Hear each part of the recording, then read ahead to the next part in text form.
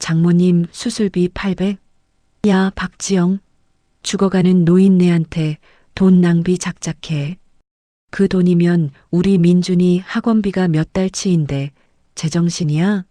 산 사람은 살아야지. 제 친정엄마 목숨값은 아깝다며 소리치던 남편, 정작 지네 엄마 칠순 크루즈 여행비 1,500만 원은 군말 없이 결제하더군요. 제 집에서 무전 취식하며 호의호식하던 인간들이 선을 넘어도 한참 넘었습니다. 그래, 산 사람은 살아야지. 근데 이 집, 내 집인 거 잊었어?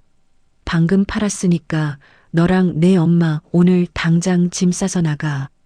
갈 곳 잃고 길바닥에서 대성통곡하게 만든 제 통쾌한 복수극, 지금 시작합니다. 안녕하세요. 오늘 제 이야기는 청취자 여러분들에게 너무나 답답하게 들리실 수도 있습니다. 그러나 끝까지 듣고 응원해 주시면 좋겠습니다. 그럼 시작하겠습니다. 아침 6시 어둠이 채 가시지 않은 방 안에서 가장 먼저 들리는 건 남편의 고르지 못한 콧구리 소리뿐이죠. 저는 조심스럽게 침대를 빠져나와 주방으로 향합니다. 남편과 이제 초등학교 6학년이 된 우리 아들 민준이의 아침밥을 차려야 하기 때문입니다. 치익 소리를 내며 밥솥이 김을 뿜어내는 동안 저는 부지런히 밑반찬을 꺼내고 국을 끓입니다. 동시에 민준이와 남편의 도시락 2개를 싸기 시작하죠. 식비라도 아껴보겠다고 시작한 일인데 어느덧 제 아침 일과 중 가장 큰 비중을 차지하게 되었습니다. 시계 바늘이 7시 20분을 가리키면 저는 서둘러 현관문을 나섭니다.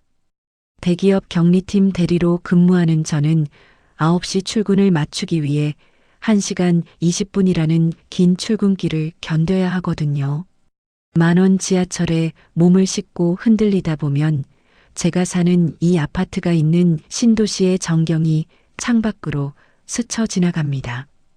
이 32평형 아파트는 제게 아주 특별한 의미가 있습니다. 결혼 전 친정아버지가 우리 딸 너만은 고생시키기 싫다며 전 재산을 털어 증여해 주신 집이죠. 아버지는 이 집을 제게 주시고 2년 뒤 폐암으로 세상을 떠나셨습니다.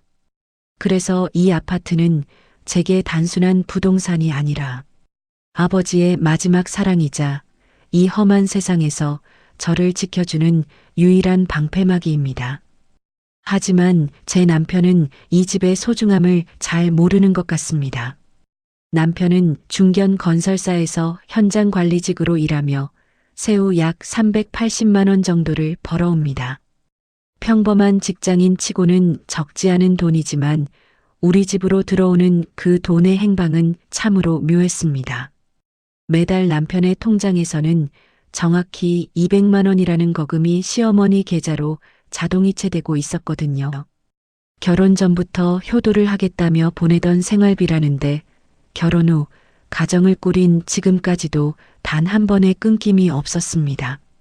결혼 초 저는 이 문제로 남편과 크게 다툰 적이 있습니다. 여보, 우리 이제 아이도 생기고 돈 들어갈 때도 많은데 어머니 생활비 200만 원은 너무 과하지 않아? 조금만 줄이면 안 될까? 제가 조심스럽게 말을 꺼내자 남편은 숟가락을 탁 놓으며 눈을 부라렸습니다.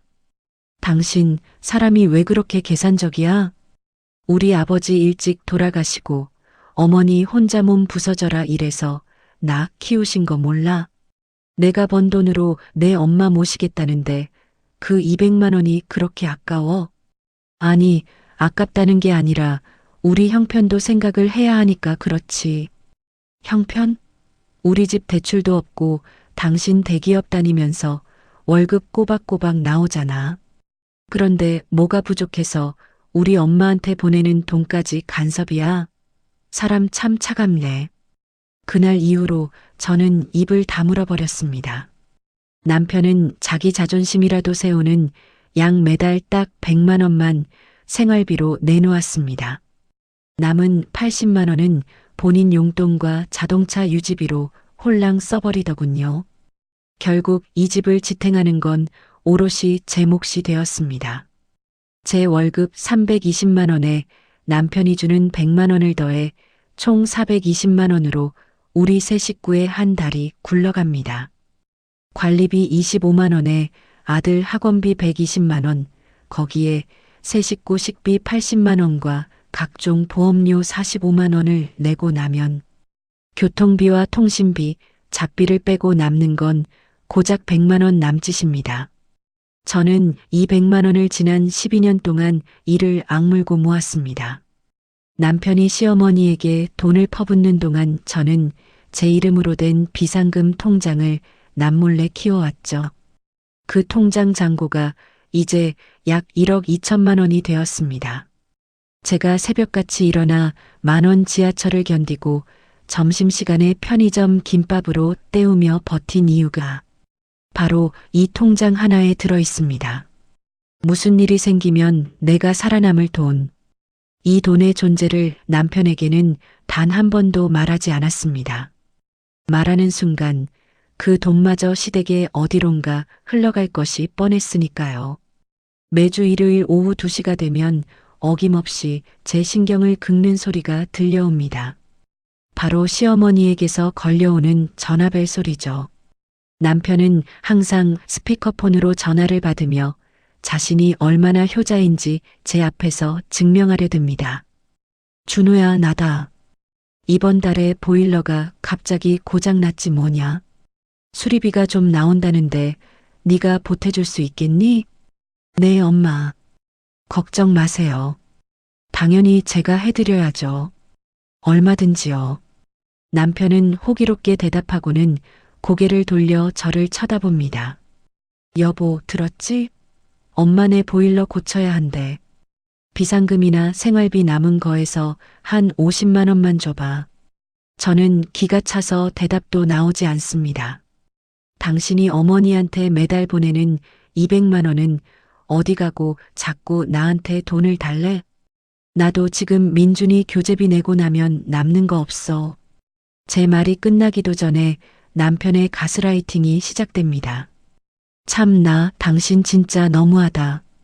엄마가 평생 고생만 하신 분인데 그 보일러 수리비도 못 드려?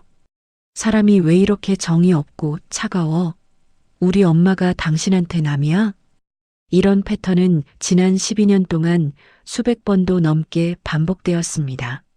시어머니의 요청이 있으면 남편은 저를 압박하고 결국은 제 지갑이 열려야 상황이 종료되곤 했죠. 보일러 수리비부터 시작해서 김치냉장고, 안마의자, 심지어는 시어머니가 다니는 절의 시주비와 친구들과의 계모임 회비까지 제 손을 거쳐갔습니다. 제가 대략 계산해봐도 결혼 후 시어머니에게 흘러들어간 돈만 5천만 원이 훌쩍 넘습니다. 가끔 늦은 밤 홀로 거실에 앉아 있으면 허탈한 웃음이 나옵니다. 나는 이 결혼 생활에서 무엇일까요? 사랑받는 아내일까요? 아니면 돈이 필요할 때만 찾는 ATM일까요? 12년 동안 아등바등 모은 돈 중에서 단 한 푼도 저 자신을 위해 써본 적이 없습니다. 아버지가 남겨주신 이 집 한 채가 저를 이 비참한 자리에서 버티게 하고 있습니다. 아니, 사실은 이 집이 저를 붙잡고 있는 게 아니라 아직은 가정을 지켜야 한다는 미련이 저를 억지로 붙들어 매고 있는 것이겠죠. 저는 1년에 딱 한 번 아무도 없는 시간에 인터넷 등기소를 방문합니다. 그리고 제 아파트의 등기부등본을 열람해 보죠.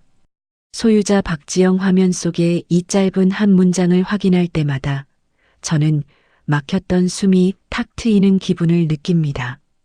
결혼할 때 시어머니는 부부면 공동 명의가 당연한 거 아니냐며 은근히 압박을 주셨습니다. 하지만 살아생전 저희 아버지는 제 손을 꼭 잡고 신당부하셨죠. 지영아, 절대 명예 건드리지 마라. 세상일 어찌 될지 모르는 거다. 이 집은 내 마지막 보루다. 알겠지? 저는 아버지의 유언과도 같은 그 말씀을 철저히 지켰습니다. 남편은 아직도 이 집이 공동명의라고 굳게 믿고 있습니다. 결혼 초기에 제가 명예 정리 다 했어라고 애매하게 말한 것을 자기 마음대로 해석한 덕분이죠. 저는 굳이 그 오해를 바로잡아 주지 않았습니다. 남편의 길을 살려주려는 배려이기도 했지만 제 직감은 끊임없이 경고하고 있었거든요.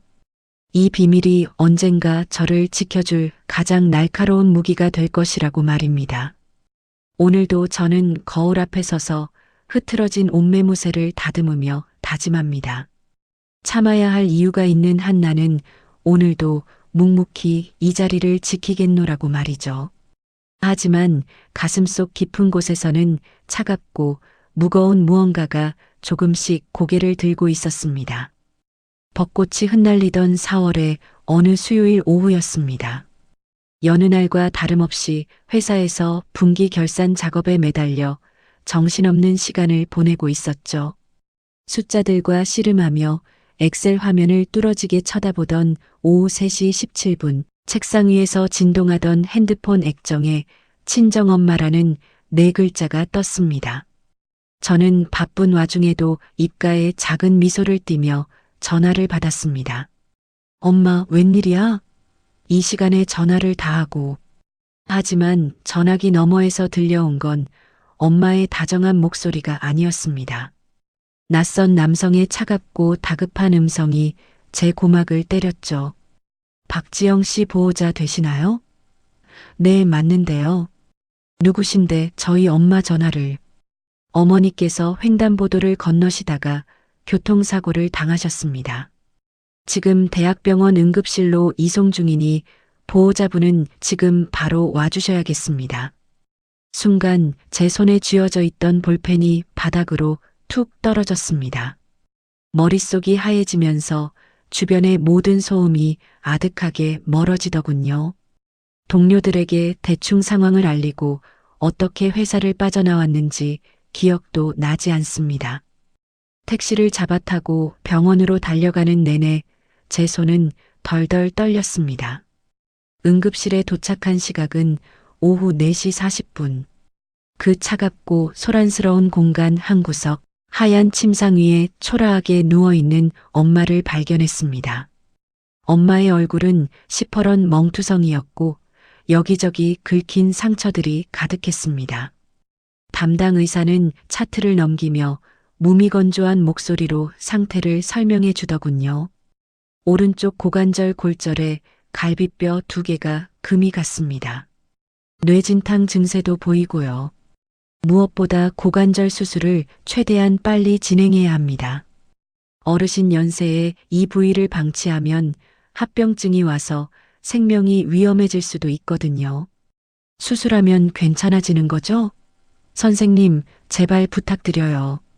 제 애원의 의사는 냉정하게 덧붙였습니다. 수술비는 대략 800만 원 정도 나올 겁니다. 하지만 이게 끝이 아니에요. 이후 재활 치료비까지 다 합치면 1,500만 원에서 2천만 원 정도는 예상하셔야 할 겁니다. 저는 엄마의 거칠고 마른 손을 꼭 부여잡았습니다. 통증 때문인지 의식만 간신히 붙들고 있던 엄마가 제 손의 온기를 느꼈는지 힘겹게 눈을 떴습니다. 그리고는 갈라진 목소리로 겨우 한마디를 내뱉더군요. 지영아, 돈 많이 들지? 그냥 나 나더라, 나 다 살았다. 그 말을 듣는 순간 제 가슴이 갈기갈기 찢어지는 것 같았습니다. 엄마의 눈가에 맺힌 눈물을 닦아주며 저도 모르게 꺼느껴 울고 말았죠. 엄마, 무슨 그런 소리를 해? 돈 걱정은 내가 해. 엄마는 치료만 잘 받으면 돼. 알겠지? 하지만 사실 엄마의 사정을 누구보다 잘 아는 건 저였습니다. 아버지가 돌아가신 뒤 67세인 엄마에게 남은 건 빌라 월세, 보증금 3천만 원이 전부였죠. 아버지의 유산 대부분은 제 아파트를 마련해 주시는 데 쓰였고 나머지는 아버지의 투병 생활비로 다 소진되었으니까요. 엄마는 그 반지하 빌라에서 살면서도 딸에게 짐이 되지 않으려 애쓰셨습니다. 국민연금 62만 원에 마트에서 파트타임으로 일하며 버는 45만 원을 보태 겨우 생계를 이어가셨죠. 한 달 수입 107만 원으로 월세와 공과금을 내고 나면 약값 대기에도 벅차 저축은 꿈도 꿀 수 없는 처지였습니다. 이번 사고로 그나마 하던 마트 일도 할 수 없게 되었으니 엄마의 절망은 오죽했을까요? 저는 떨리는 마음을 진정시키며 병원 복도로 나와 남편에게 전화를 걸었습니다. 최대한 감정을 억누르고 차분하게 상황을 전했죠. 여보, 엄마가 교통사고가 나셨어. 고관절 수술을 당장 해야 한다는데 수술비가 800만 원 정도 든대. 우리 비상금에서 좀 빼서 쓸 수 있을까? 나중에 보험금 나오면 어느 정도는 채워 넣을 수 있을 거야. 잠시 정적이 흐른 뒤 전화기 너머로 들려온 남편의 목소리는 서늘했습니다. 뭐, 800만 원? 당신 지금 우리 집 사정이 그렇게 넉넉한 줄 알아? 민준이 여름 캠프비에 학원비도 만만치 않고 이번 달 내 차 보험료 나가는 건 잊었어? 장모님은 평소에 보험 하나 안 들어두시고 뭐 하셨대? 보험은 있는데 한도가 낮아서 수술비 전액은 안 돼. 일단 수술부터 해야 사람이 살 거 아냐. 제발 부탁할게. 아니, 그래도 800만 원이 애 이름이야? 좀 더 알아보고 다른 방법 좀 찾아봐. 정 안 되면 당신 사촌 형제들이랑 좀 나눠서 부담하든가. 남편은 제가 외동딸이라는 걸 뻔히 알면서도 그런 말을 내뱉었습니다. 가슴속에서 뜨거운 불덩이가 치밀어 올랐지만 지금 당장 엄마 수술이 급했기에 저는 아무 말도 할 수 없었습니다. 남편은 저와의 전화를 끊자마자 시어머니에게 전화를 걸었더군요. 나중에 알게 된 사실이지만 남편은 시어머니에게 고자질하듯 상황을 전했습니다. 엄마, 장모님이 사고 나셨대요. 지영이가 800만 원을 당장 내놓으라는데 어떡하죠? 시어머니의 대답은 가차 없었습니다. 뭐라고? 800만 원? 미쳤다. 정말 미쳤어. 그게 밑 빠진 독에 물 붓기지 뭐냐. 사돈 연세에 그 큰 수술해봤자 예전처럼 걷지도 못할 텐데 돈만 날리는 거야. 재활까지 들어가면 집안 기둥불이 뽑힌다. 준호, 너 단호하게 말해. 우리 형편에 그런 돈 절대 없다고. 남편은 그 말이 무슨 성경 말씀이라도 되는 양 고개를 끄덕였을 겁니다. 그에게는 아내의 어머니보다 자기 어머니의 잔인한 훈수가 훨씬 중요했으니까요. 전화기 너머로 들려온 남편의 거절을 뒤로하고 저는 병원 복도 의자에 풀썩 주저앉았습니다. 남편에게 기대를 걸지 말아야 한다는 걸 머리로는 알면서도 그래도 12년을 함께 산 사람이라면 이런 순간에는 손을 잡아줄 줄 알았습니다. 그 기대가 산산조각 날 때의 통증은 엄마의 골절된 뼈보다 더 깊게 제 가슴을 찔렀습니다. 저는 떨리는 손으로 제 휴대전화 뱅킹 앱을 열었습니다. 12년간 남편 몰래 모아온 제 비상금 통장. 1억 2,300만 원이라는 숫자가 화면에 떴습니다.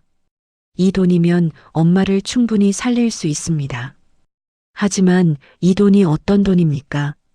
동료들이 예쁜 옷 사입고 맛집 찾아다닐 때 저는 10,000원짜리 티셔츠 한 장 사지 않고 점심값을 아껴가며 12년을 새벽잠 줄여가며 모은 피 같은 돈입니다. 남편의 무시를 견디며 나중에 무슨 일이 생기면 나를 지켜줄 돈이라며 제 영혼을 깎아 만든 마지막 보루였죠. 이 돈을 쓰면 제 미래의 안전장치가 사라진다는 생각에 두려움이 엄습했습니다. 하지만 병실 안에서 고통에 신음하는 엄마의 모습을 떠올리니 더 이상 망설일 이유가 없었습니다. 두 손으로 얼굴을 감싸고 한참을 소리 없이 울던 저는 결심했습니다.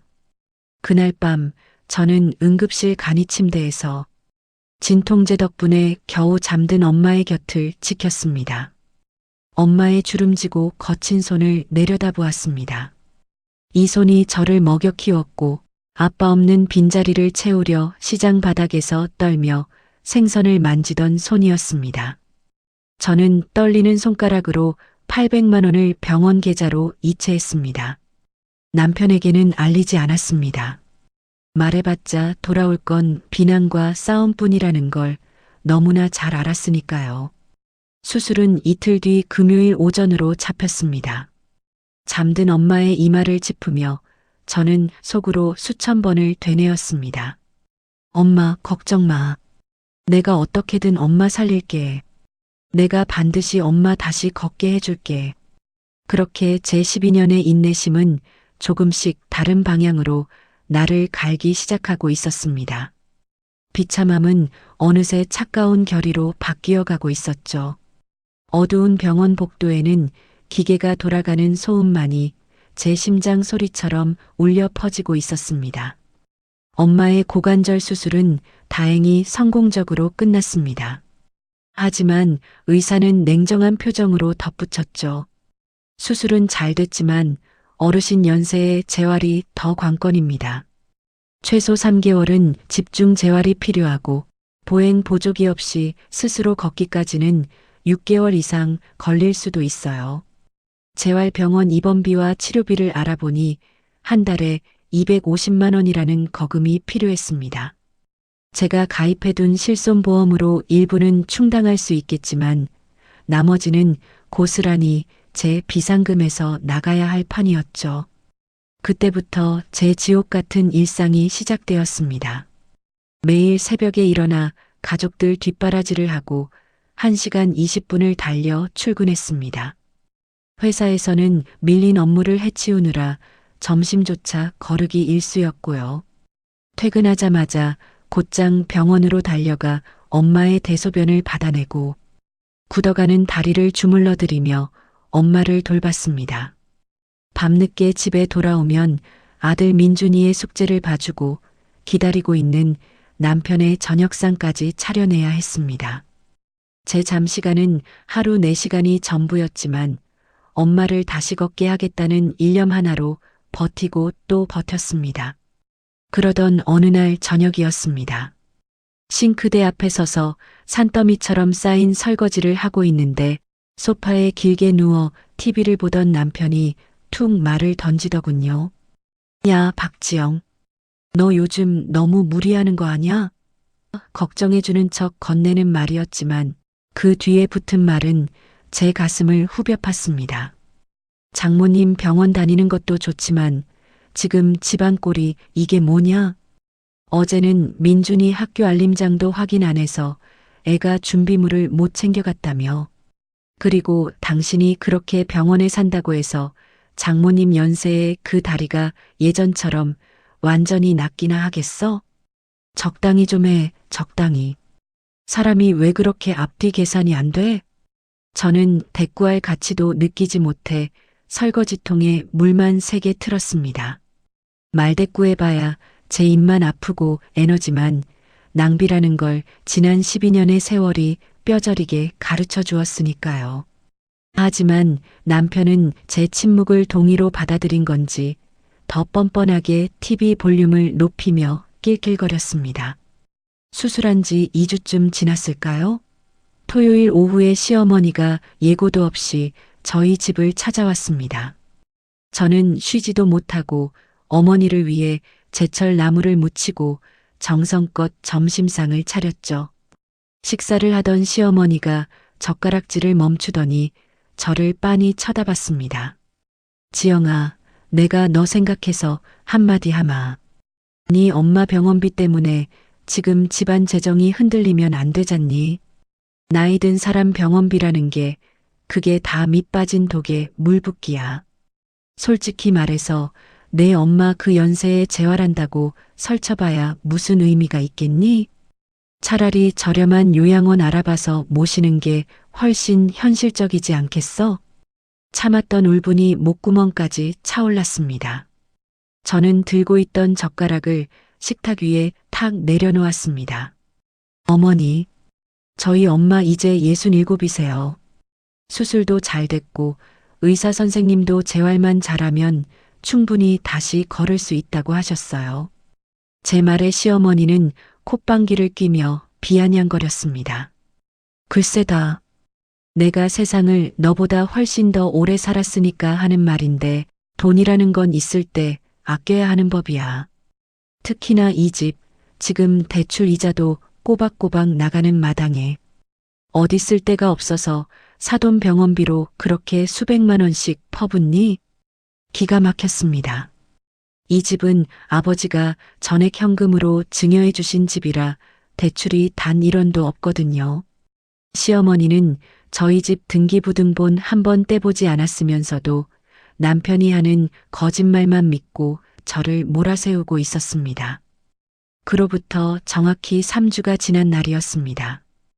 회사 일을 마치고 녹초가 되어 집에 돌아왔는데 거실 테이블 위에 화려한 색감의 팸플릿 하나가 놓여 있더군요. 지중해 14박 초우와 크루즈 여행 남편은 어느 때보다 환한 얼굴로 저를 반겼습니다. 여보 왔어? 이거 좀 봐. 다음 달이 우리 엄마 칠순이잖아. 내가 이번에 효도 한번 크게 하려고 크루즈 여행 예약했어. 엄마가 평생 바다 구경 한번 제대로 못 하셨는데 이번에 소원풀이 좀 해드리려고. 눈앞이 핑 돌고 시야가 좁아지는 기분이 들었습니다. 저는 떨리는 목소리로 물었죠. 이거 얼마짜리인데? 남편은 아무렇지도 않게 대답했습니다. 발코니 스위트룸으로 해서 딱 1,500만 원. 좀 비싸긴 한데 엄마 평생에 딱 한 번 있는 칠순이잖아. 자식된 도리로 이 정도는 해드려야지 않겠어? 1,500만 원이라니요. 제 엄마 수술비 800만 원을 두고 민준이 학원비 몇 달 치라며 돈 낭비라고 소리를 지르던 남자의 입에서 나온 숫자라고는 믿기지 않았습니다. 저는 감정을 억누르며 차분하게 되물었습니다. 그 돈 대체 어디서 나오는 거야? 어디서 나오긴. 내가 그동안 틈틈이 따로 모아둔 거 있어. 따로 모아둔 돈? 매달 시어머니한테 200만 원씩 자동이체로 보내면서 무슨 돈이 따로 있어서 1,500만 원을 한꺼번에 결제해? 남편은 당황한 듯 눈동자를 굴리더니 얼버무렸습니다. 그게 엄마가 예전에 내가 보낸 돈 중에서 조금씩 모아두셨나 봐. 그걸 이번에 보태주셔서 결제한 거야. 그 말을 듣는 순간 제 인내심의 끈이 툭 끊어지고 말았습니다. 그러니까 결국 내 월급으로 이 집 생활비 다 대고 당신이 시어머니한테 보낸 우리 집 돈을 시어머니가 적금처럼 모았다가 당신한테 다시 줬다는 거 아니야? 결국 우리 집 생활비에서 빠져나간 돈인데 그게 어떻게 당신이 따로 모은 돈이야? 남편은 갑자기 얼굴이 벌겋게 달아오르며 소리를 질렀습니다. 야, 당신 왜 자꾸 돈 계산을 그따위로 해? 아들이 고생하신 엄마한테 효도 좀 하겠다는데 그게 그렇게 잘못이야? 사람이 왜 이렇게 베베꼬였어? 효도? 당신한테 효도는 내 엄마만 해당되는 거야? 내 엄마 목숨 달린 수술비 800만 원은 낭비라고 온갖 구박을 다 하더니 내 엄마 유람선 타는 1,500만 원은 효도라고. 우리의 말다툼이 최고조에 달했을 때 마치 짠 듯이 거실에 놓인 남편의 핸드폰이 울렸습니다. 시어머니였습니다. 남편은 보란 듯이 스피커폰으로 전화를 받았죠. 준호야, 크루즈 예약은 확실히 된 거지? 나 방금 백화점 가서 크루즈에서 입을 원피스 3벌이랑 선글라스 샀다. 아, 그리고 준호야. 배 안에서 입을 명품 숄도 하나 봐둔 게 있는데 한 30만 원만 더 보내줄 수 있겠니? 그것만 있으면 정말 완벽할 것 같아서 그래. 저는 그 소리를 듣는 순간 더 이상 그 자리에 서 있을 수가 없었습니다. 아무 말 없이 안방으로 들어가 문을 걸어 잠갔습니다. 침대 위에 쓰러지듯 누워 이불을 머리끝까지 뒤집었었습니다. 베개를 입에 물고 터져나오는 오열을 간신히 참아냈습니다. 지금 제가 느끼는 이 감정이 분노인지 아니면 12년 세월에 대한 서러움인지 그것도 아니면 제 인생에 대한 허탈함인지 도저히 분간이 안 되더군요. 아, 이게 바로 내 결혼 생활의 실체였구나. 나는 이 집에서 사랑받는 가족이 아니라 그저 돈을 벌어다 주는 기계일 뿐이었구나. 내 엄마가 죽든 살든 다시 걷든 못 걷든 관심조차 없는 저 남편과 그런 아들을 키워놓고 오로지 자기 안위만 챙기는 저 시어머니 사이에서 나는 대체 무엇을 위해 그토록 아등바등 살았던 걸까요? 가슴속 깊은 곳에서 차가운 얼음 송곳이 돋아나는 기분이었습니다.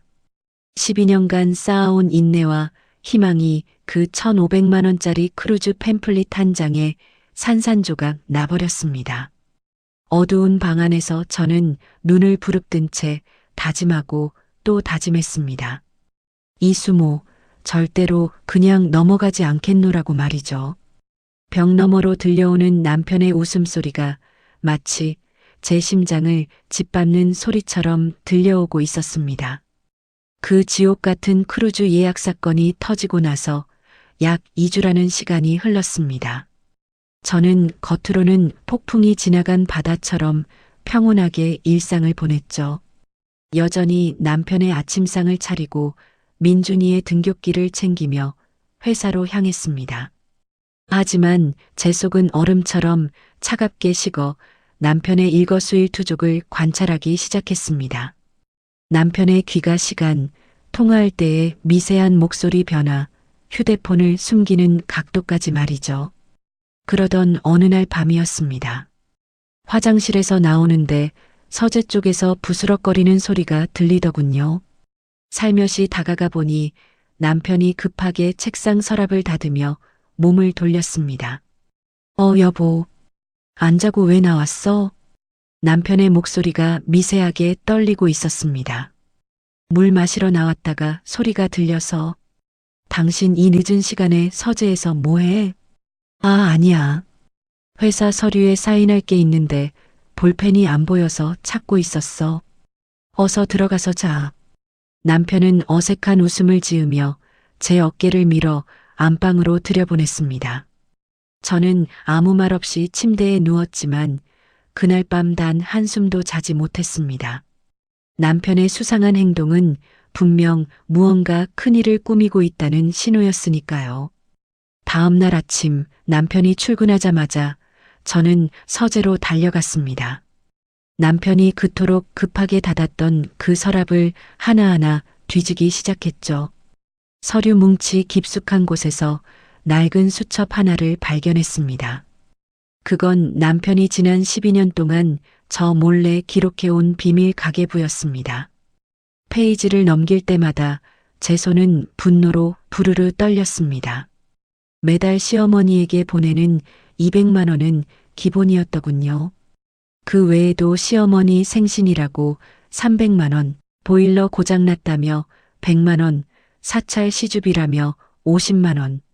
비정기적으로 흘러들어간 돈만 합쳐도 지난 12년 동안 무려 4,800만 원이었습니다. 그 돈은 우리 가족이 더 좋은 음식을 먹고 민준이가 더 넓은 세상을 경험할 수 있었던 돈입니다. 하지만 정작 소름 끼치는 기록은 수첩의 맨 마지막 페이지에 적혀 있었습니다.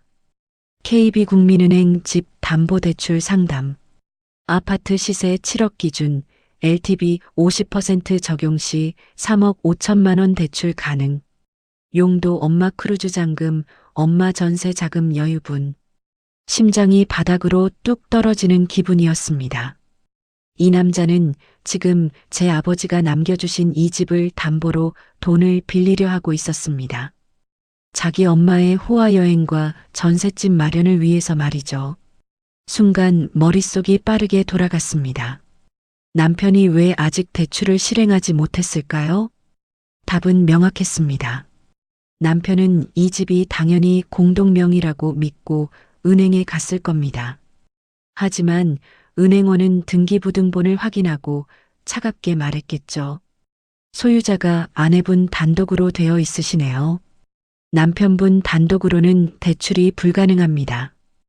아내분의 동의서와 인감증명서가 반드시 필요합니다. 남편은 그제야 이 집이 제 단독 명의라는 사실을 알게 되었을 겁니다. 그리고 저에게 말하는 대신 끔찍한 계획을 세운 것이죠. 저는 서둘러 안방 옷장 안쪽에 숨겨둔 작은 금고를 확인했습니다. 지문 인식 방식이라 남편이 열 수는 없었을 겁니다. 그런데 금고 표면을 자세히 보니 미세하게 긁힌 자국들이 선명했습니다. 어떻게든 억지로 열어보려 시도한 흔적이었죠. 세상에, 당신 정말 이런 인간이었어?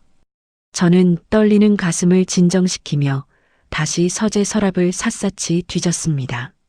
서랍 가장 안쪽, 다른 서류 사이에 끼워진 종이 한 장이 눈에 들어왔습니다.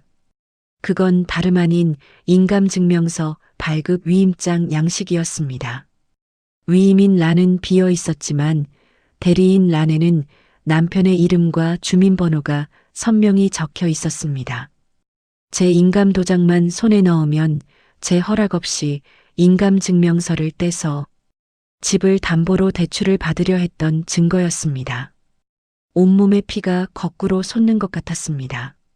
친정엄마 수술비 800만 원은 낭비라던 인간이 내 집을 잡혀서 3억 5천만 원을 빼내 제 엄마에게 갖다 바치려 했다니요.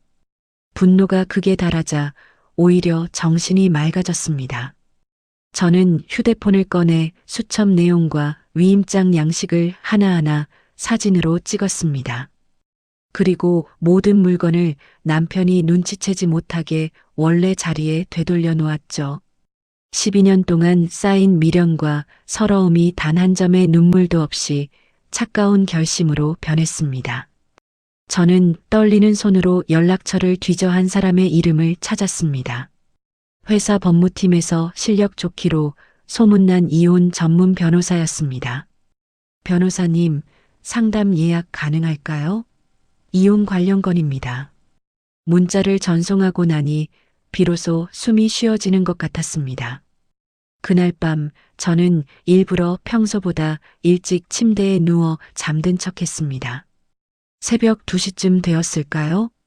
옆자리에 누워있던 남편이 아주 조심스럽게 몸을 일으키는 기척이 느껴졌습니다.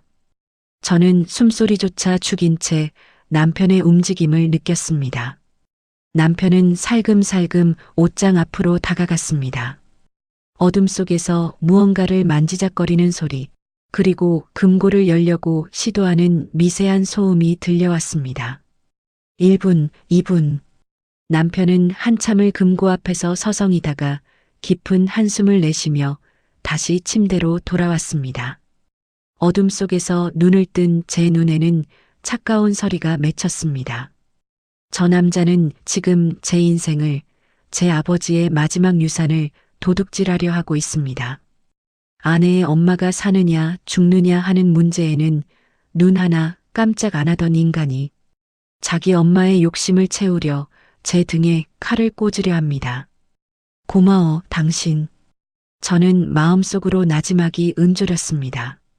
당신이 그 추악한 손을 뻗어준 덕분에 내가 이 지옥 같은 결혼 생활을 끝낼 용기를 얻었으니까. 당신이 내게 준 그 모욕과 배신, 이제 내가 하나도 빠짐없이 돌려줄게. 창밖으로 차가운 새벽달이 떠오르고 있었습니다. 제 12년의 인내는 오늘 이 새벽으로 끝이 났습니다. 이제 제가 준비한 전쟁이 시작될 차례였습니다. 내일 아침이면 저는 민준이의 손을 잡고 더 이상 뒤를 돌아보지 않는 길을 걸어갈 것입니다. 남편이 꿈꾸던 그 화려한 크루즈 여행이 얼마나 처참한 난파선이 될지 똑똑히 보여주겠다고 다짐하며 저는 길고 긴 밤을 지새웠습니다. 남편이 제 인감도장을 훔치려던 그 밤 이후 제게 남은 건 차가운 이성뿐이었습니다. 그 다음 주 월요일 저는 회사에 반차를 내고 미리 예약해둔 변호사 사무실을 찾았습니다. 가방 안에는 며칠 동안 치밀하게 준비한 자료들이 가득했죠. 아파트 등기부등본, 남편의 비밀 수첩 사진, 인감증명서, 위임장 양식, 그리고 시어머니의 초우와 크루즈 예약 확인 메일 캡처본까지. 여기에 지난 12년 동안 제가 꼼꼼히 기록해온 가계부와 일기장을 모두 꺼내 놓았습니다. 변호사님은 안경을 고쳤으며 자료들을 하나하나 살폈습니다. 한참을 검토하던 그가 고개를 들며 입을 열었죠. 박지영 씨, 우선 가장 걱정하시던 이 아파트 말입니다. 이건 혼인 전 친정아버지로부터 증여받은 특유 재산에 해당합니다. 그래서 이혼 시 재산 분할 대상이 아니에요. 법적으로 완전히 지영 씨의 것입니다. 그 말을 듣는 순간 가슴을 짓누르던 바위 덩어리가 조금은 가벼워지는 기분이었습니다. 남편분이 공동명의라고 착각하고 계신다고 하셨죠? 그건 법적으로 전혀 관계없는 오해일 뿐입니다. 오히려 인감도장을 훔치려 시도하고 위임장에 본인 이름을 기재한 건 사문서 위조 미수 및 절도 미수로 볼 수 있는 아주 중요한 증거가 됩니다. 변호사님은 확신에 찬 목소리로 덧붙였습니다. 배우자의 경제적 기만과 신뢰 파괴는 충분한 이혼 사유가 됩니다. 양육권 또한 지영 씨가 주 양육자였고 경제적으로 안정적이니 아주 유리합니다. 원만하게 끝내려면 협의 이혼이 빠르겠지만 남편 측에서 거부한다면 재판으로 가야 합니다. 상담을 이어가던 중 저는 마음속으로 굳게 먹은 결심을 내비쳤습니다. 바로 이 아파트를 파는 것이었죠. 아버지가 물려주신 소중한 집이지만 지금 당장 엄마의 재활비와 향후 생활비를 확보하는 게 급선무였습니다. 무엇보다 이 집을 처분하지 않으면 이혼 후에도 남편과 시어머니가 끈질기게 찾아와 저를 괴롭힐 게 뻔했거든요. 저는 이 지긋지긋한 인연의 고리를 완전히 끊어내고 싶었습니다. 단독명의라 매각에 남편 동의는 필요 없습니다. 다만 나중에 재산 은닉 주장이 나올 수 있으니 주의해야 해요. 하지만 특유 재산임이 명확하고 매각 대금을 어머니 의료비로 쓴다는 명분이 확실하니 큰 문제는 없을 겁니다. 이혼 소장을 먼저 접수하고 매각을 병행하는 게 가장 깔끔하겠네요. 그 주 수요일 저녁 남편이 야근한다는 연락을 받은 저는 곧장 단지 내 부동산으로 향했습니다. 사장님, 이 아파트 급매로 내놓으려고요. 시세보다 2천만 원 정도 낮춰서라도 한 달 안에 잔금 치를 수 있는 분이면 좋겠어요. 중개사 사장님은 깜짝 놀라며 되물었습니다. 아니, 지금 이 평수면 시세가 7억 2천은 가는데 7억에 내놓으시겠다고요?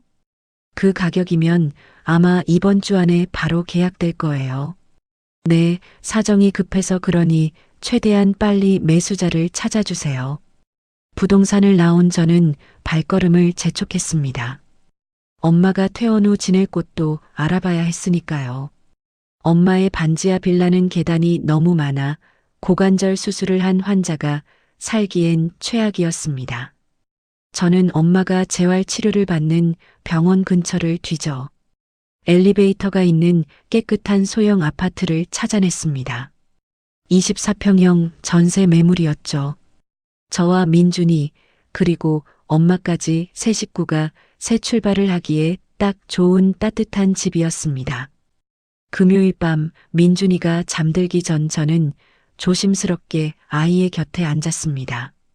12살인 우리 아들은 제 눈치만 봐도 무언가 심상치 않다는 걸 아는 눈치였죠. 민준아, 엄마가 물어볼 게 있어. 외할머니 지금 많이 편찮으시잖아. 엄마가 할머니 가까이에서 돌봐드리고 싶어서 그런데 우리 조만간 이사를 가야 할 수도 있어. 학교도 옮겨야 할 텐데 민준이는 어떻게 생각해? 민준이는 잠시 고민하는 듯 하더니 의젓하게 제 손을 잡았습니다. 엄마, 나 친구들이랑 헤어지는 건 좀 슬프지만 외할머니가 더 중요해. 할머니 빨리 나으셨으면 좋겠어. 나는 괜찮으니까 엄마 걱정하지 마. 아이를 꼭 껴안은 제 눈에서 기어이 눈물이 한 방울 떨어졌습니다. 이 어린 것이 제 엄마의 고통을 이미 다 알고 있었다는 생각에 가슴이 아려왔죠. 하지만 슬퍼할 시간도 아까웠습니다. 저는 이 아이를 위해서라도 이 전쟁에서 반드시 이겨야 했습니다. 주말 내내 저는 남편 몰래 증거들을 정리했습니다. 시어머니에게 보낸 송금 내역과 위임장 사진들을 USB와 클라우드에 이중으로 백업했죠. 변호사님에게 보낼 파일들을 정리하다가 결혼 생활 12년 동안 썼던 제 일기장을 다시 펼쳤습니다. 며느리 주제에 어디 친정 타령이냐.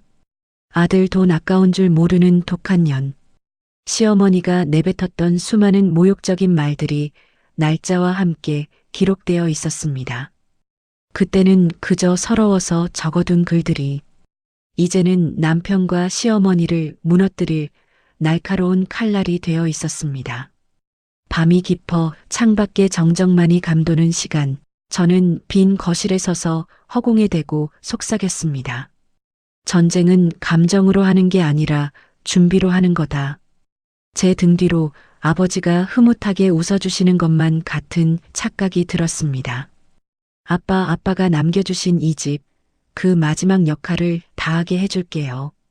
엄마를 살리고 나를 살리는데 아낌없이 쓸게요. 차가운 새벽 공기가 거실을 채웠지만 제 심장은 그 어느 때보다 뜨겁게 뛰고 있었습니다. 더 이상 두려움은 없었습니다. 이제 제가 그어놓은 결승선을 향해 거침없이 달려갈 일만 남았으니까요. 가족이라는 이름으로 저를 갉아먹던 이들과의 작별이 조금씩 눈앞으로 다가오고 있었습니다. 아파트 매수자가 확정되고 계약이 일사천리로 진행되던 평범한 평일 오후였습니다.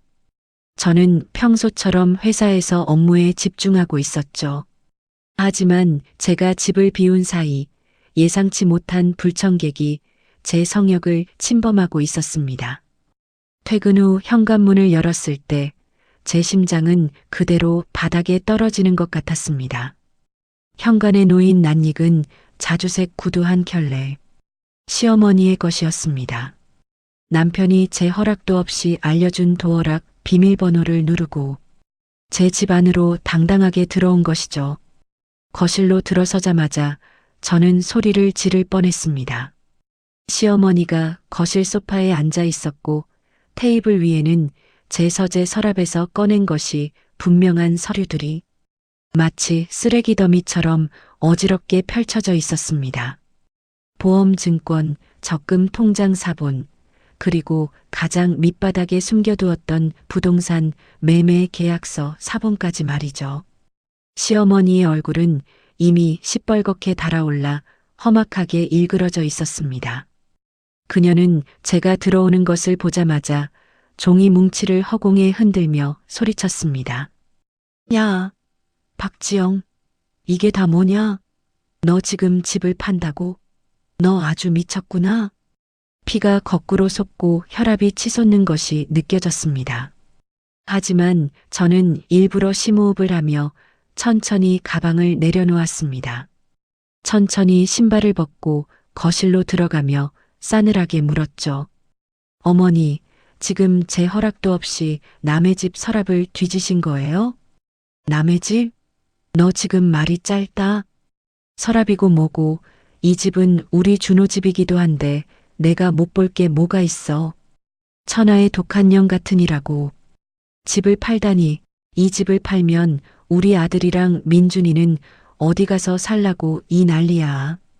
저는 아직 제 히든 카드를 꺼낼 때가 아니라고 판단했습니다. 최대한 감정을 억누르며 차분하게 대꾸했죠. 어머니, 이거는 저와 남편이 상의해서 결정할 문제입니다. 어머니가 이래라 저래라 관여하실 일이 아니에요. 제 말이 끝나기도 전에 시어머니가 자리에서 벌떡 일어났습니다. 관여할 일이 아니라고? 내 아들이 피땀 흘려 지키는 집인데 어디 며느리 주제에 집을 마음대로 팔아치워. 너 당장 이 계약 취소해. 안 그러면 내가 가만 안 있을 줄 알아. 어머니, 다시 한번 말씀드리지만 이거는 제가 결정할 문제입니다. 어머니는 이제 그만 제 집에서 나가주세요. 시어머니의 눈이 휘둥그레졌습니다. 지난 12년 동안 단 한 번도 큰 소리 내지 않고 죽은 듯이 시키는 대로 하던 며느리의 태도가 하루아침에 180도 달라진 것을 감지한 것이죠. 잠시 당황하던 시어머니는 갑자기 전략을 바꾸었습니다. 목소리를 낮추고 가식적인 동정을 유발하는 톤으로 저에게 다가왔습니다. 지영아, 내가 너무 흥분해서 그랬다. 그런데 한번 잘 생각해봐라. 이 집을 덜컥 팔아버리면 우리 가족 모두 갈 곳이 없잖니. 정내 엄마 병원비가 문제라면 내가 우리 준호한테 잘 말해서 조금이라도 보태게 해줄게. 그러니까 집 파는 건 제발 다시 생각해 주렴. 저는 헛웃음이 나오는 것을 참으며 그녀를 똑바로 응시했습니다. 어머니, 그동안 준호 씨 월급에서 매달 200만 원씩 꼬박꼬박 가져가셨잖아요. 12년이면 그게 거의 3억 원이에요. 그 큰 돈을 가져가시면서 우리 엄마 수술비 800만 원 필요하다고 했을 때 단 한 번이라도 보태주겠다고 하신 적 있나요? 그때 어머니가 저한테 뭐라고 하셨죠? 밑 빠진 독에 물 붓기라고 하셨잖아요. 시어머니의 얼굴이 순식간에 굳어버렸습니다. 그건 상황이 다르지. 자식이 늙은 애미한테 돈 보내는 게 뭐가 잘못이냐? 잘못이 아니라고요? 아니요, 틀렸어요. 그 돈이 이 집 생활비에서 빠져나간 거라면 저한테도 당연히 발언권이 있는 거예요. 어머니는 그 돈으로 1,500만 원짜리 크루즈 여행을 예약할 여유가 있으면서 제 엄마 병원비는 낭비라고 하셨죠. 그게 이중잣대가 아니고 뭐예요? 순간 시어머니의 표정이 다시 흉측하게 변했습니다. 조금 전에 가식적인 얼굴은 온데간데 없고 진짜 본색이 드러나기 시작했습니다. 이게 진짜 어디서 배운 버릇이야? 네가 감히 시애미한테 따져 물어? 내 친정 엄마가 너한테 해준 게 뭐가 있다고 이 난리냐? 이 집도 결국 내 아들이 열심히 벌어서 대출 갚으며 일군 거 아니야? 저는 이 말도 안 되는 주장을 들으며 가방 안에서 몰래 핸드폰의 녹음 버튼을 눌렀습니다. 그녀는 제가 이 집의 단독 명의라는 사실도 대출이 단 1원도 없다는 사실도 모른 채 자신이 만든 망상 속에 빠져 독설을 내뱉고 있었습니다. 너 같은 빈털터리 집안 딸이 우리 귀한 아들 만나서 이만큼 잘 먹고 잘 사는 게 다 누구 덕인지나 알아. 은혜를 원수로 갚아도 유분수지. 어디서 눈을 똑바로 뜨고 대들어. 저는 차갑게 웃으며 핸드폰을 챙겼습니다. 어머니, 오늘 하신 말씀들 하나도 빠짐없이 잘 기억해 두겠습니다. 더 추해지기 전에 이만 제 집에서 돌아가시죠. 시어머니는 씩씩거리며 짐을 챙겨 나갔습니다. 그녀가 나간 뒤 저는 녹음 파일을 확인했습니다. 그녀의 온갖 모욕적인 발언과 횡포가 선명하게 담겨 있었죠. 저는 망설임 없이 그 파일을 김현수 변호사님에게 전송했습니다. 잠시 후 변호사님에게서 답장이 왔습니다. 시어머니의 부당한 간섭과 모욕 발언, 증거로 아주 잘 확보되었습니다. 재판 이혼으로 갈 경우 유력한 보조 증거가 될 겁니다. 그날 밤 예상대로 폭풍이 몰아치기 시작했습니다. 시어머니는 집으로 돌아가자마자 남편에게 전화를 걸어 온갖 거짓말을 보태 상황을 고자질했겠죠. 퇴근한 남편이 현관문을 쾅 닫으며 들어왔습니다. 얼굴은 분노로 시뻘겋게 달아올라 있었죠. 야, 박지영, 이게 다 사실이야? 네가 감히 우리 엄마한테 대들고 집까지 팔겠다고 설쳤다며? 저는 식탁에 앉아 아들 민준이의 수학 문제집을 봐주고 있었습니다. 천천히 고개를 들어 남편을 바라보았죠. 민준아, 방에 들어가서 숙제마저 하고 있어. 엄마가 아빠랑 잠깐 이야기할 게 있으니까. 민준이는 겁에 질린 눈으로 저희를 보다가 서둘러 방으로 들어갔습니다. 아이의 방문이 닫히는 소리를 확인한 뒤 저는 남편을 향해 턱짓을 했습니다. 거기 앉아. 이제 우리 제대로 이야기 좀 해야겠어. 싸늘하게 가라앉은 제 목소리에 남편은 당황한 듯 잠시 멈칫거렸습니다. 하지만 저는 이제 그를 두려워할 이유가 전혀 없었습니다. 모든 준비는 끝났고 이제 그가 쌓아온 모래성이 무너질 일만 남았으니까요. 저는 차가운 눈빛으로 남편의 눈을 정면으로 응시했습니다. 등 뒤에서 아버지가 저를 지켜보고 계시는 것만 같은 든든한 기분이 들었습니다. 폭풍전야 같은 정적이 감도는 식탁 위로 저는 준비해온 두툼한 서류 봉투 하나를 차갑게 내려놓았습니다. 씩씩거리며 맞은편에 앉은 남편은 여전히 기세등등한 표정이었죠. 저는 아무 말 없이 봉투에서 첫 번째 서류를 꺼내 남편의 코앞에 밀어 넣었습니다. 이거 봐. 아파트 등기부등본이야. 여기 소유자 보이지? 박지영 석자만 적혀 있어. 이 집은 처음부터 끝까지 내 단독명이야. 당신이 그렇게 노래를 부르던 공동명예, 그런 건 애초에 없었어. 서류를 확인한 남편의 얼굴에서 순식간에 핏기가 가셨습니다. 입술을 파르르 떨며 저를 멍하니 쳐다보더군요. 뭐?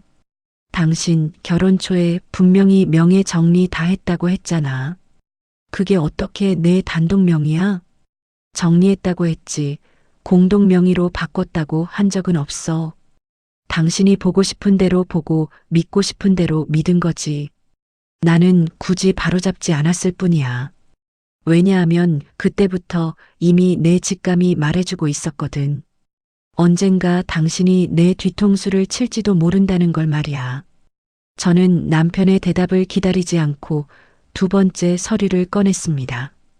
남편이 서재 서랍 깊숙이 숨겨두었던 수첩을 촬영해 출력한 사진들이었죠.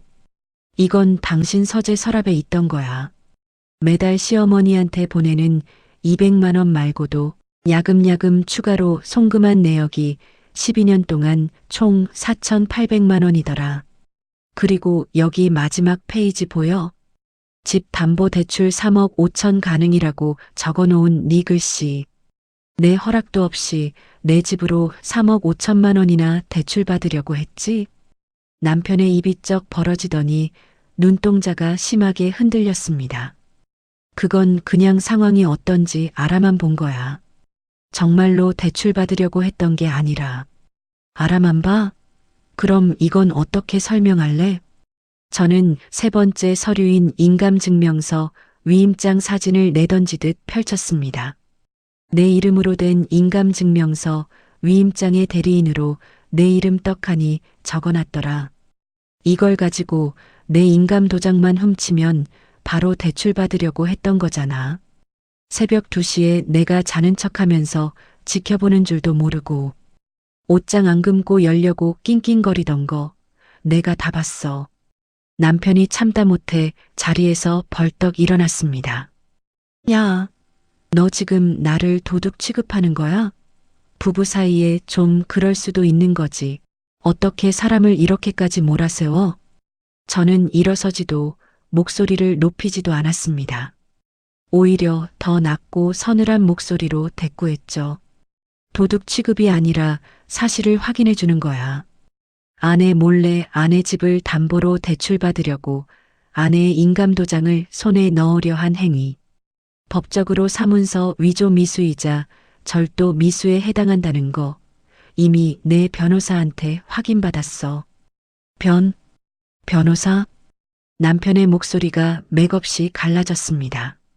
무릎에 힘이 풀린 듯 남편은 다시 의자에 주저앉았습니다. 너 벌써 변호사까지 만난 거야? 응. 이혼 소장도 다 준비해놨어. 아직 접수만 안 했을 뿐이야. 당황한 남편이 갑자기 제 손을 잡으려 하며 비굴한 표정을 지었습니다. 지영아, 잠깐만. 이혼이라니? 그건 너무 극단적이잖아. 내가 잘못한 건 인정할게. 앞으로 엄마한테 보내는 돈도 확 줄이고 그 크루즈 여행도 당장 취소할게. 그러니까 제발 이혼만은 하지 말자. 그 말을 듣는 순간 지난 12년 동안 제 가슴에 쌓여있던 울분이 터져 나오기 시작했습니다. 목소리는 떨리지 않았지만 한마디 한마디가 칼날처럼 날카롭게 남편의 심장을 찔렀습니다. 줄인다고? 12년 동안 네가 한 번이라도 줄인 적이 있어? 내 엄마가 보일러 고장났다고 하면 50만 원, 관절이 아프다면 100만 원, 동창회 체면 차려야 한다면 200만 원. 나한테는 단 한 번도 미안하다, 고맙다는 말 한마디 없었으면서 내 엄마가 교통사고로 뼈가 바스러졌을 때 네가 나한테 한 말 기억해? 산 사람은 살아야지라고 했지? 그 산 사람은 내 엄마만 해당하는 거야? 나는 이 집에서 12년 동안 돈 벌어다 주는 기계에 불과했어. 아침밥 차리고 빨래하고 아이 키우고 야근하면서 내 엄마한테 돈 갖다 바치는 기계. 그런데 정작 내 엄마가 사경을 헤맬 때 나한테 돌아온 건 적당히 해라는 그 잔인한 말 한마디뿐이었어. 저는 마지막 쐐기를 받기 위해 결정적인 한마디를 던졌습니다. 그리고 당신, 그 1,500만 원짜리 크루즈. 내 엄마 수술비 800만 원은 민준이 학원비 몇 달치라며 돈 아깝다고 했지? 내 논리대로라면 1,500만 원은 민준이 학원비 15개월치야. 내 엄마 효도는 15개월치 가치가 있고 내 엄마 목숨은 고작 몇 달치 가치도 안 된다는 거잖아. 그게 사람으로서 할 소리야? 남편은 아무 대꾸도 하지 못한 채 고개를 떨구었습니다. 저는 마지막 서류인 이혼 협의서 초안을 꺼내 식탁 위에 올렸습니다. 여기 조건 다 적어놨어. 이 아파트는 내 특유 재산이라 재산분할 대상 아니라는 거 명심해. 민준이 양육권은 당연히 내가 가져가고 양육비는 법원 기준대로 매달 꼬박꼬박 보내. 순순히 합의하면 형사 고소나 위자료 청구는 생각해 보겠지만 토를 단다면 국물도 없을 줄 알아. 남편의 어깨가 힘없이 처졌습니다. 대신 조건이 하나 더 있어.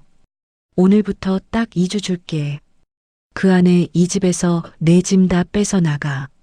이미 아파트 매수자랑 계약 끝냈고 잔금일 다가오고 있으니까. 뭐? 집을 벌써 팔았다고? 내 집 파는데 내 허락 같은 건 필요 없거든.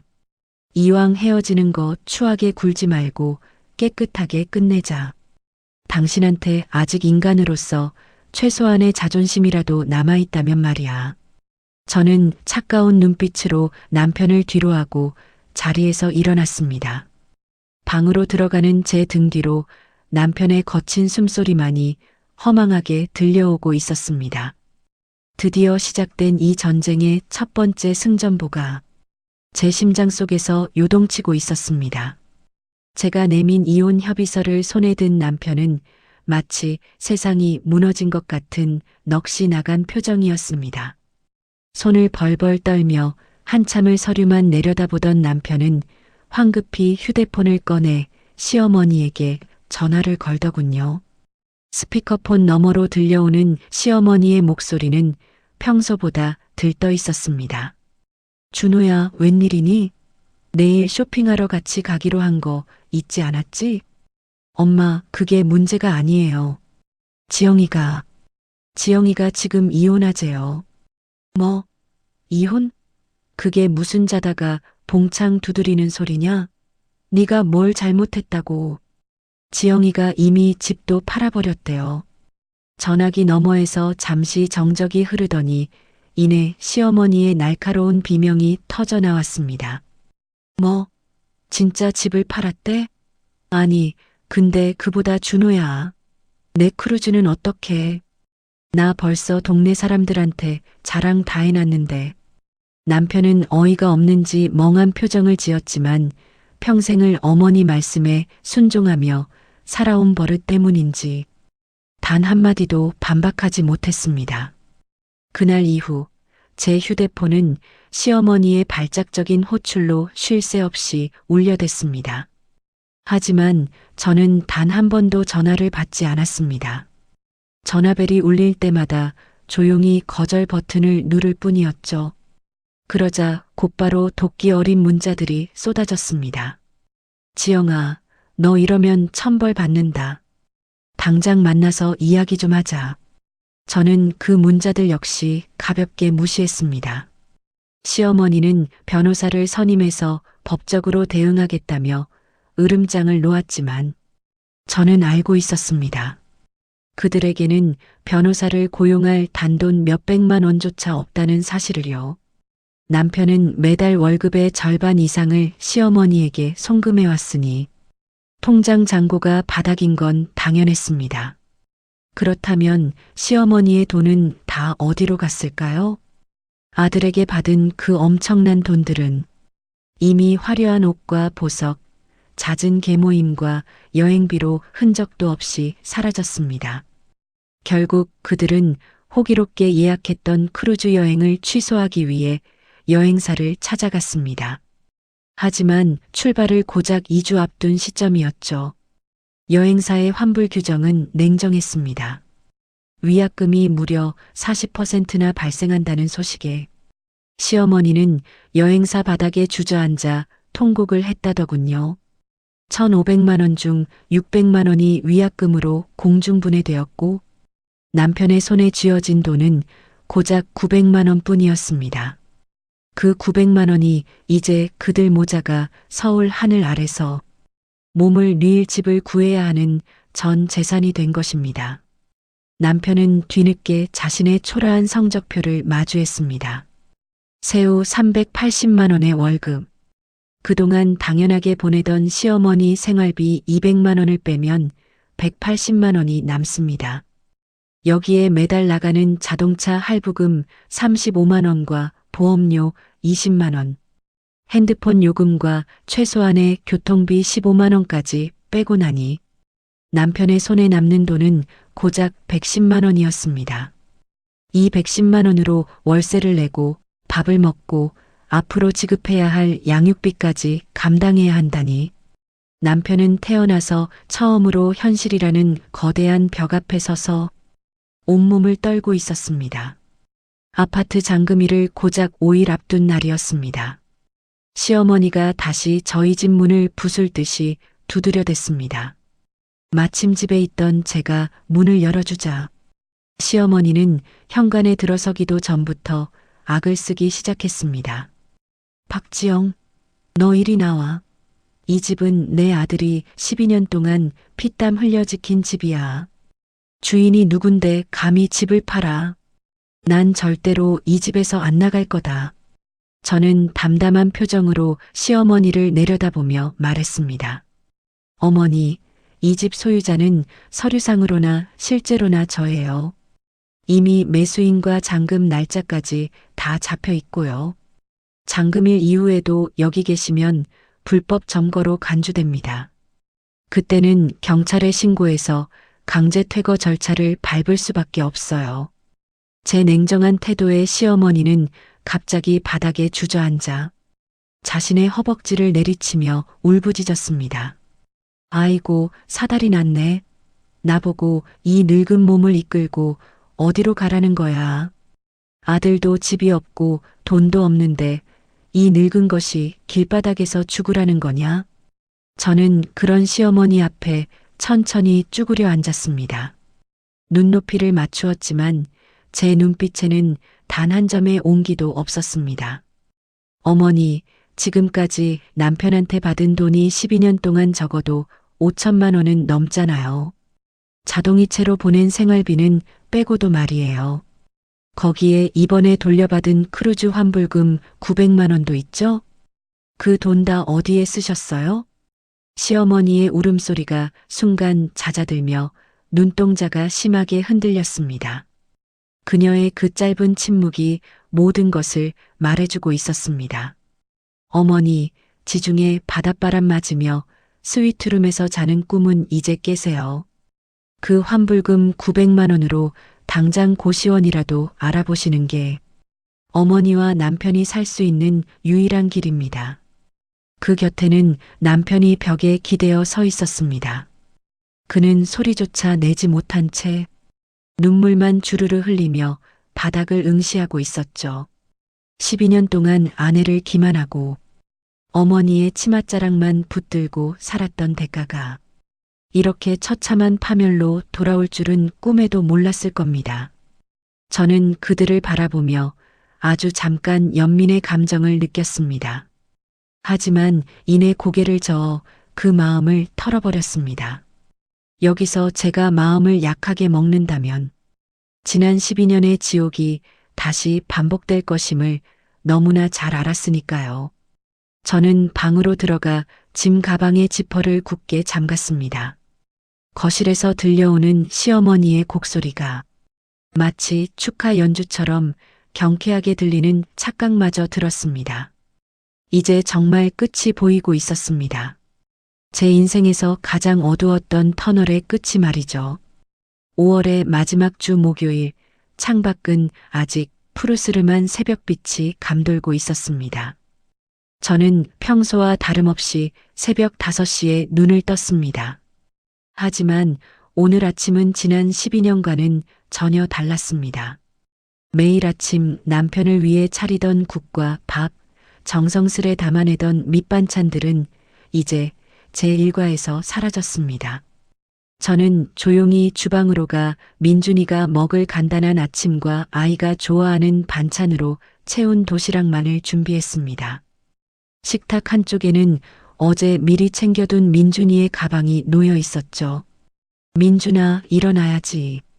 오늘 할머니 댁 근처로 이사 가는 날인 거 알지? 아직 잠이 덜 깬 아이를 깨워 아침을 먹이고 서둘러 학교에 보냈습니다. 현관문을 나서는 아이의 뒷모습을 보며 저는 짧게 기도했습니다. 이제 다시는 이 아이가 부모의 싸움 소리에 가슴 졸이는 일은 없게 하겠노라고 말이죠. 집안은 이미 발 디딜 틈 없이 이삿짐 박스로 가득했습니다. 사실 제 짐과 민준이의 짐은 지난주에 틈틈이 새로 계약한 전셋집으로 옮겨두었습니다. 지금 이 거실에 덩그러니 남겨진 박스들은 모두 남편의 옷가지와 물건들 뿐이었죠. 오전 10시 저는 단지 내 부동산 중개업소로 향했습니다. 매수인과 마주 앉아 마지막 서류를 확인하고 도장을 찍는 손이 미세하게 떨렸습니다. 잠시 후 제 핸드폰으로 입금 알림음이 울렸습니다. 매매 대금 7억 원. 취득세와 중개 수수료를 제외한 거액이 제 통장에 꽂히는 순간이었습니다. 저는 그 자리에서 바로 돈을 나누기 시작했습니다. 가장 먼저 친정 엄마의 남은 재활비와 향후 생활비로 5천만 원을 떼어두었습니다. 그리고 새로 들어갈 전셋집 보증금 2억 원을 송금했죠. 민준이의 이름으로 된 학자금 적금도 든든히 채워 넣었습니다. 여기에 12년 동안 이를 악물고 모아온 제 비상금 1억 2천만 원까지 합치니 통장에는 제가 상상도 못했던 숫자가 찍혀 있었습니다. 남편이 시어머니에게 돈을 퍼붓는 동안 제가 제 자신과 아이를 위해 지켜온 12년의 결실이었습니다. 부동산을 나온 저는 곧바로 법원으로 향했습니다. 미리 준비해둔 이혼 소장을 접수하기 위해서였죠. 배우자의 경제적 기만, 재산 침탈 시도, 신뢰관계의 회복 불가능한 파탄, 소장에 적힌 문구 하나하나가 제 가슴을 훑고 지나갔습니다. 양육권은 당연히 제가 청구했고 양육비 역시 법원 기준에 맞춰 당당히 요구했습니다. 위자료는 욕심내지 않았습니다. 그저 이 지긋지긋한 관계를 가장 빠르고 깨끗하게 끝내는 것이 제 목적이었으니까요. 모든 절차를 마치고 다시 돌아온 아파트는 적막하기만 했습니다. 짐이 빠져나간 빈 거실에 서서 저는 천천히 집안을 둘러보았습니다. 결혼할 때 아버지가 이 집을 사주시며 하셨던 말씀이 귓가를 맴돌더군요. 지영아, 이 집에서 행복하게 살아라. 아빠는 이제 죽어도 여한이 없다. 결국 행복하게 살지는 못했지만 이 집은 아버님의 유언처럼 마지막 순간까지 저와 아이를 지켜주었습니다. 저는 빈 거실벽을 가만히 쓰다듬으며 눈을 감았습니다. 아빠, 이 집이 이제 제 할 일을 다 했어요. 엄마도 살리고 저도 살렸어요. 이제 이 집은 좋은 사람에게 보내줄게요. 정말 고마웠어요, 아빠. 오후 4시 드디어 결전의 시간이 다가왔습니다. 남편이 평소보다 조금 이른 퇴근을 하고 집으로 돌아왔습니다. 현관문 앞에서 도어락 비밀번호를 누르는 소리가 들렸습니다. 삐빅삐빅 삐비빅. 하지만 문은 열리지 않았습니다. 잔금을 치르자마자 매수인이 사람을 불러 도어락을 교체했기 때문입니다. 당황한 남편에게서 곧바로 전화가 걸려왔습니다. 야, 박지영, 비밀번호가 왜 안 돼? 저는 베란다 창밖을 내다보며 아주 차분하게 대답했습니다. 오늘 잔금 다 치르고 소유권 이전했어. 이제 그 집 주인은 내가 아니라 새 매수인이야. 당신 짐은 내가 박스에 다 싸서 1층에 빼놨으니까 그거 챙겨서 당장 나가. 뭐? 내 짐을 1층에? 너 진짜 이러는 거야? 나보고 지금 어디로 가라고. 응, 진짜야. 이혼 소장도 오늘 법원에 접수하고 왔어. 조만간 법원에서 연락할 거야. 전화를 끊고 저는 엘리베이터 쪽으로 향했습니다. 복도에는 남편의 짐이 담긴 박스들이 흉물스럽게 쌓여 있었죠. 그때 마침 아들에게 연락을 받은 시어머니가 택시에서 내려 복도로 달려왔습니다.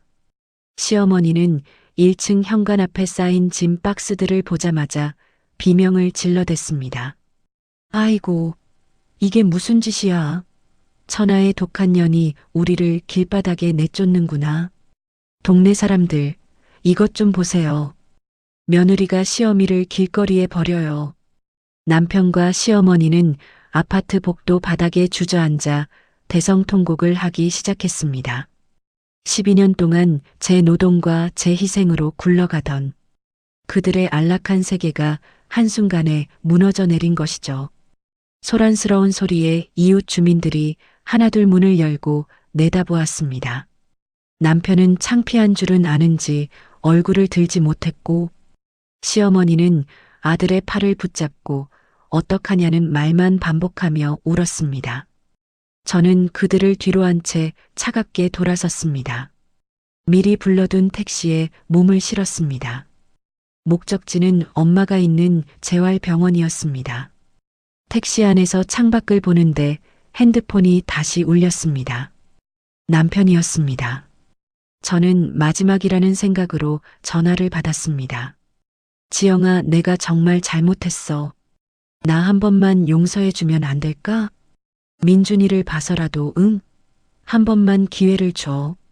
남편의 울먹이는 목소리에도 제 마음은 미동조차 하지 않았습니다. 준호 씨, 12년 동안 내가 당신한테 기회 안 준 것 같아?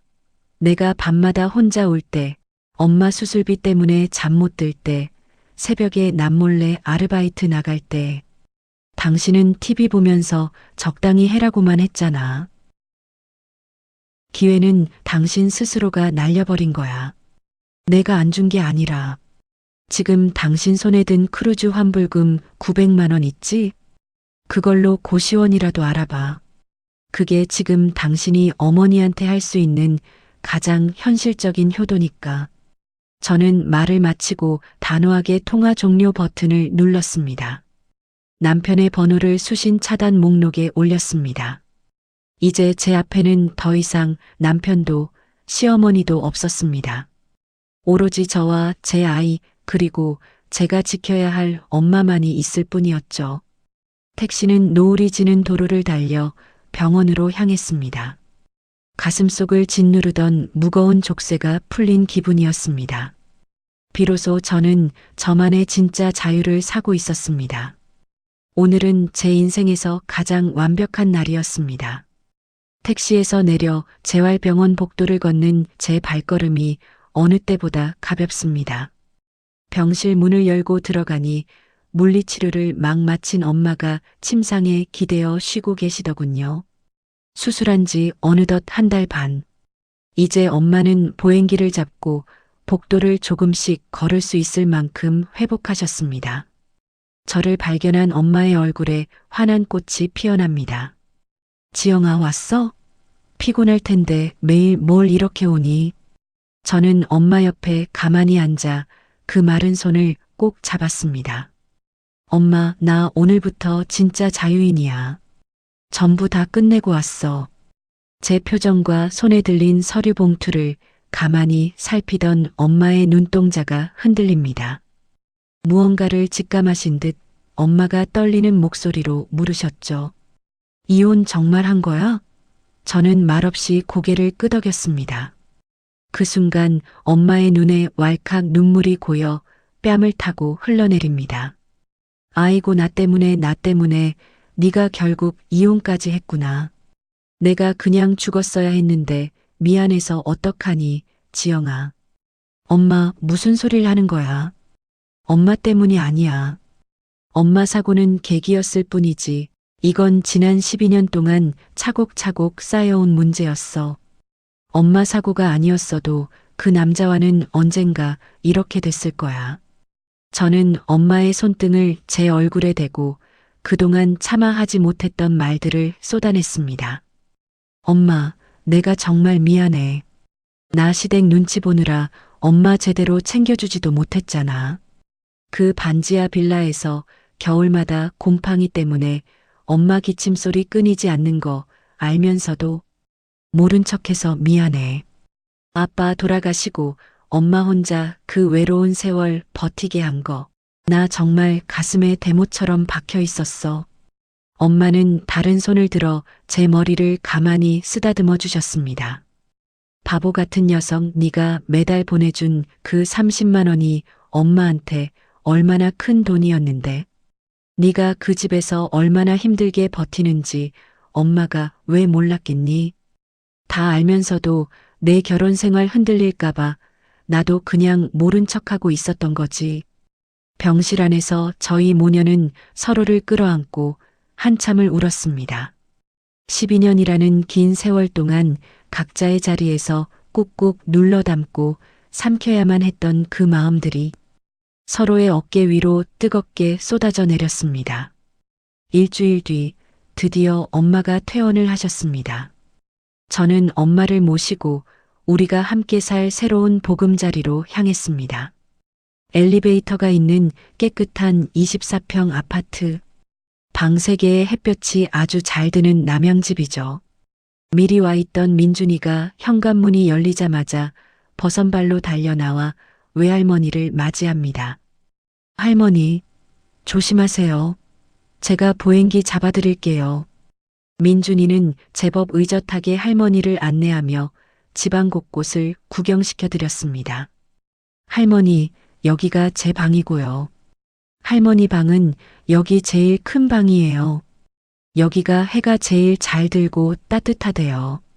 엄마는 거실 창밖으로 쏟아지는 봄 햇살을 멍하니 바라보셨습니다. 지영아, 여기가 정말 우리 집이야? 반지하도 아니고. 이렇게 밝은 곳에서 우리가 살아도 되는 거니? 응, 엄마. 우리 집이야.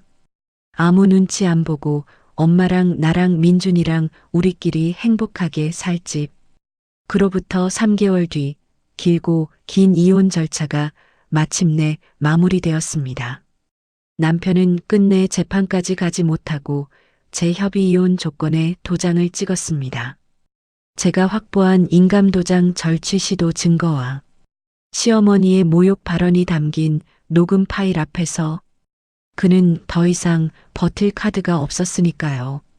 양육권은 당연히 제가 가져왔고 남편은 매달 양육비 80만 원을 지급하기로 약속했습니다.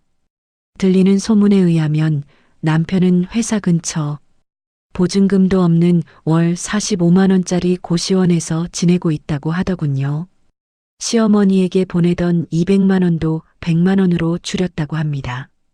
평생 어머니 말이라면 죽는 신용까지 하던 남편이 처음으로 엄마 돈 주려야 살 수 있어요 라고 소리를 질렀다더군요. 시어머니는 현재 노인복지관을 통해 신청한 영구 임대 아파트를 기다리며 작은 원룸에서 생활하고 있습니다. 그녀가 꿈꾸던 지중해의 푸른 바다 대신 좁은 원룸 창문 너머로 보이는 삭막한 회색 빌딩 숲이 이제 그녀가 마주할 평생의 풍경이 된 셈이죠. 민준이는 전학간 새 학교에 놀라울 정도로 빠르게 적응했습니다.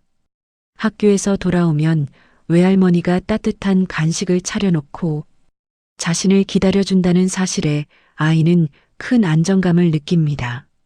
엄마는 이제 보행기 없이도 집안일을 거두실 정도로 건강해지셨습니다.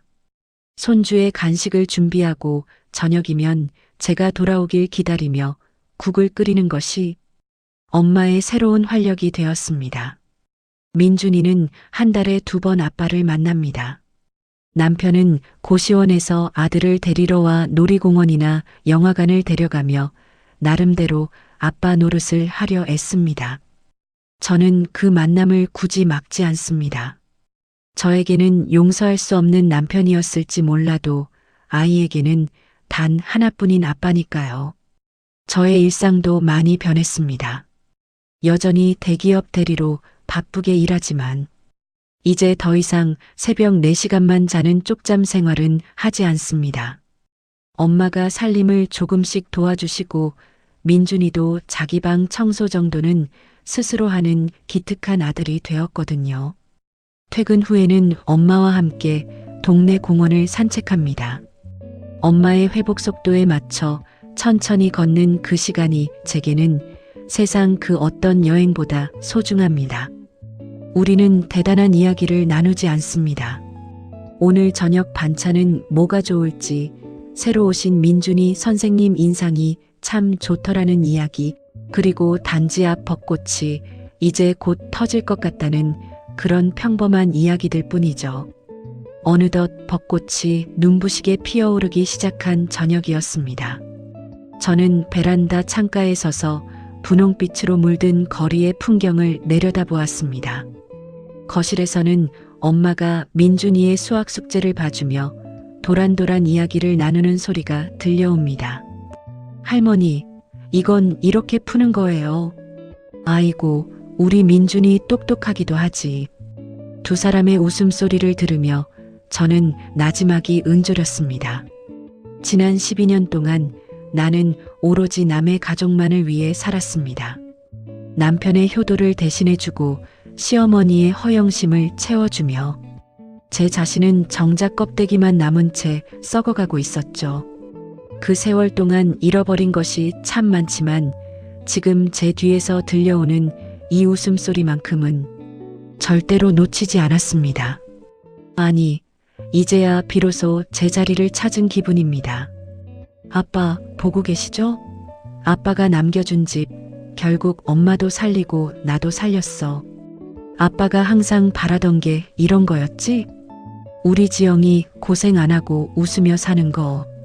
많이 늦었지만 이제부터는 정말 고생 안 하고 행복하게 잘 살게. 베란다 틈 사이로 향긋한 봄바람이 들어와 제 뺨을 간지립니다. 흐드러지게 핀 벚꽃잎 하나가 바람을 타고 제 손등 위에 가만히 내려앉습니다. 드디어 제 인생에도 진짜 봄이 찾아왔습니다. 지독하게 춥고 길었던 겨울을 견뎌낸 저만의 소중하고 따뜻한 봄말입니다. 오늘 밤은 아무 걱정 없이 아주 깊고 단잠을 잘 수 있을 것 같습니다.